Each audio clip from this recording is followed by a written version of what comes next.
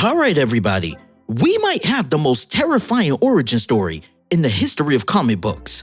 Welcome back to Keepin' It Comic, and today we are diving into Absolute Batman issue number 15, and let me tell you, the Joker is terrifying. Now this all starts off with Alfred talking to Bruce, and he's like, "It's time, kid. I put it off as long as I could, but I need to tell you about him." And Bruce is like, "I'm ready. So who is he?" And Alfred continues, "That's the funny thing, Bruce.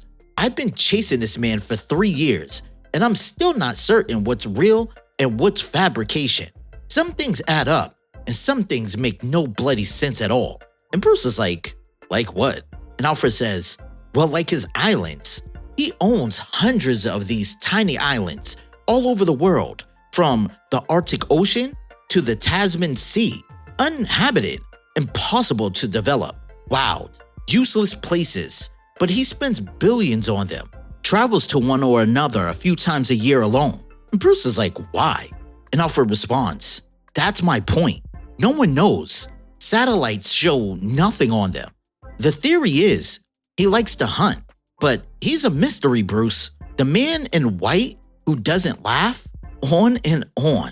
And Bruce is like, "Forget what's true, Pennyworth. Tell me what you believe." And Alfred says, "It starts here, with one of the first films ever recorded. Maybe the actual first. 1888, same year as Le Prince's The Roadhead Garden scene." And Bruce is like, "And who am I looking at?" And Alfred says, "His great-grandfather." Bruce says, "In the top hat?" And Alfred responds, "No, in the makeup. The boy, the clown, Joseph Grimm I, Jack." The story is, he grew up an orphan on the streets of Gotham, made his living as a street performer. They say he was good, best around, said you can hear the laughter for blocks and blocks, though he himself never so much as chuckled, and that is a scary-ass kid. But it continues, his reputation grew. He brought his clown act to vaudeville, took the money from that and invested in his own theater. Just kidding. Yes. From there, he invested in some silent pictures, funded some big ones. Competition was fierce, but Jack always prevailed by, according to those around him, making people laugh loudest. By 40, he had made a fortune and become a member of Gotham's finest men's clubs, the Five Gates Club, the Slaughter Select, and so on. It said that he, Andrew Mellon, John Rockefeller, and old Andrew Carnegie had their own Thursday salon devoted to funding the health and progress of the Republic. Still, he was never one for the spotlight himself. There are almost no photos of him, no interviews, barely any records at all. In fact, he almost exists mostly in the shows he produced and the charity. Jack was a major philanthropist. That much is documented, though you won't see his name on anything. A wing of Gotham Med, the Gotham Met, Gotham University.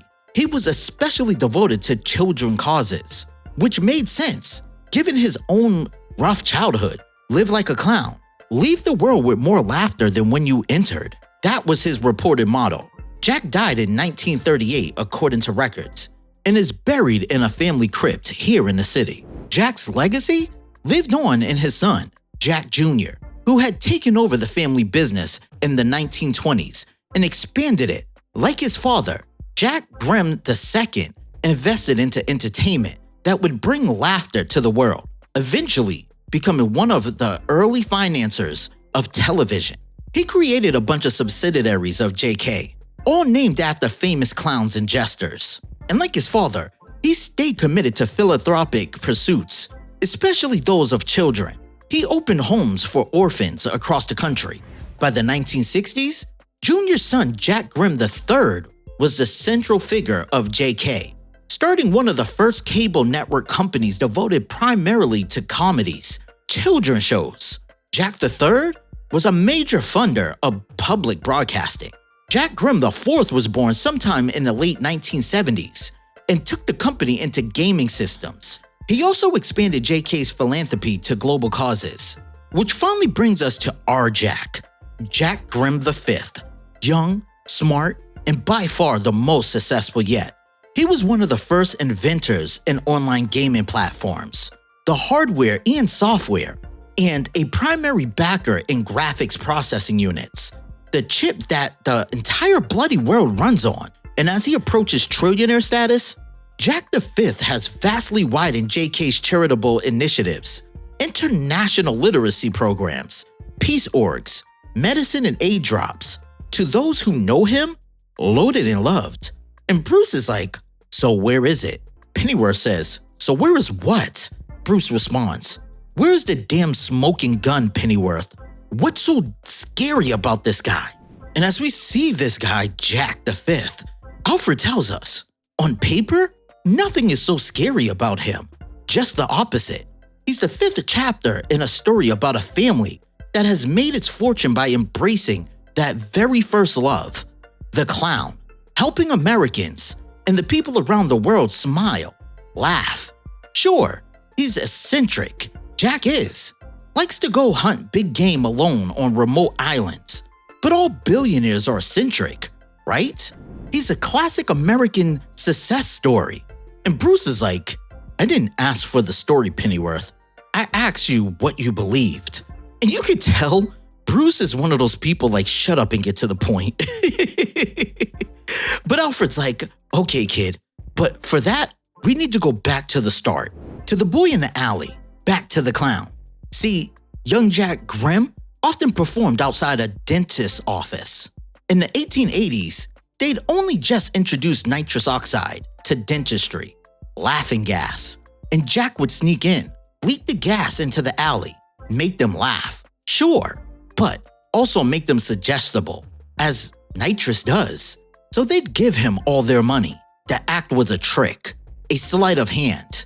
No different from when Jack Sr. funded his own rivals in vaudeville and in film, playing one side against the other. And that's what my research has found about the Grimm family. They've always played both sides. For a century and a half, these men have invested in one endeavor and its counter. It extends beyond entertainment to all aspects of life. They've even funded our war effort and theirs. Through subsidiaries, all their clown-named companies, the Grimms funded right-leaning news networks and left-leaning ones. They fund the aid and the warlords who steal it, peace and war, the crimes and the prison, Arc M. They might be the most powerful crime family in history, playing everyone against each other, profiting off the chaos they sow. Loyal to no country, no principle, nothing but power. Bruce is like, but why?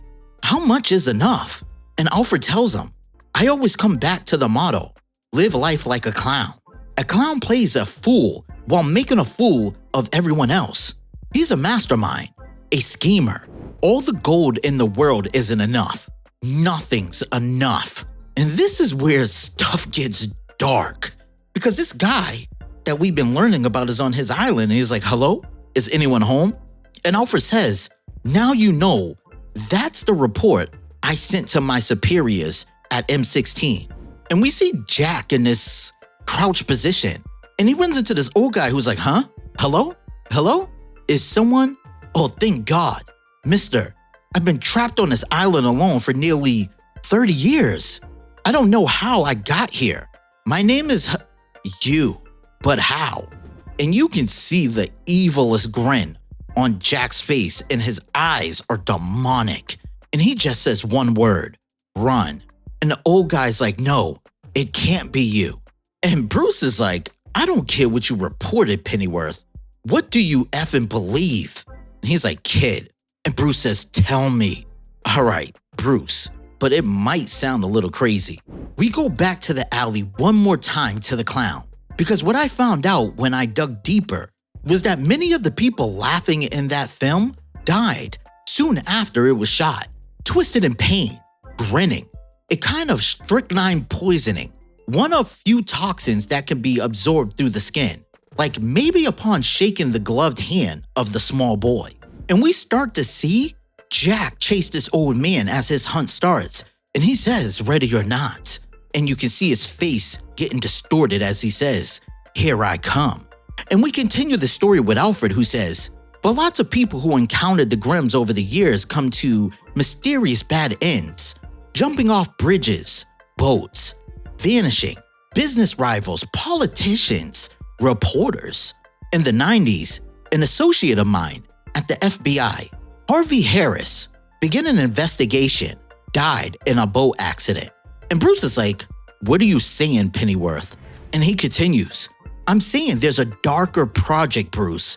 I have records of grim investments in some of the deadliest inventions in the last 100 years, from the bomb to bioweapons, viruses.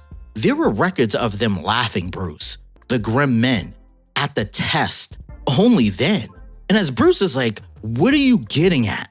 Say it." We see more of this hunt going on and more of the Joker coming out of Jack.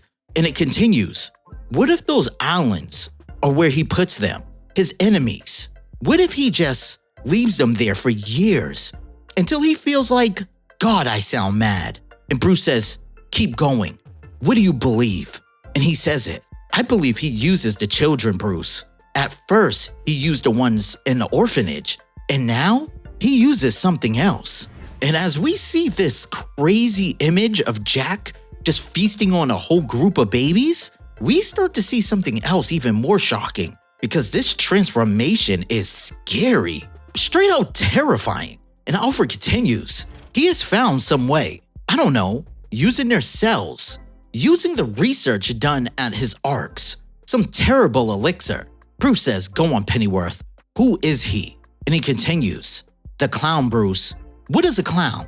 Its whole act is a cruel mockery of us, of humanity, as bumbling stupid. The clown hates us. You'd find stories in myth, legends, from ancient times to now.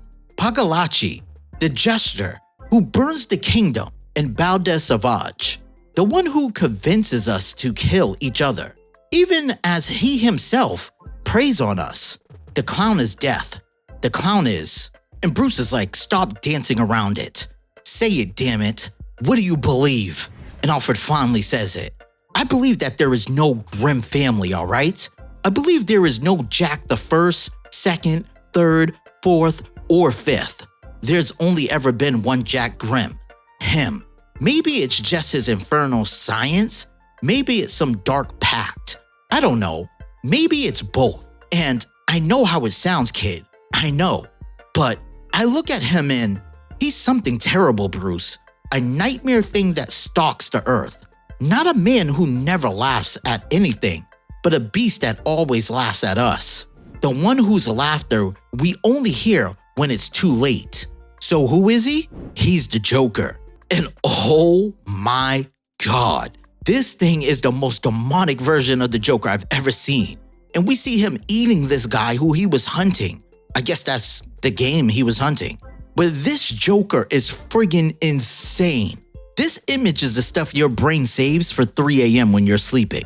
But look, at this point, Batman's like, I've had enough. I need to go check on Waylon. And as he goes to swing off like he does so badassly, well, there's somebody there watching. And we get to see exactly who that is as they say, well, hello there, as they get into their car. And if you don't know who this is, their 1989 looking Michael Golf butler definitely lets you know who it is, as he says, welcome back home to the manor, Master Grimm. It's so nice to finally have you home. Are you hungry?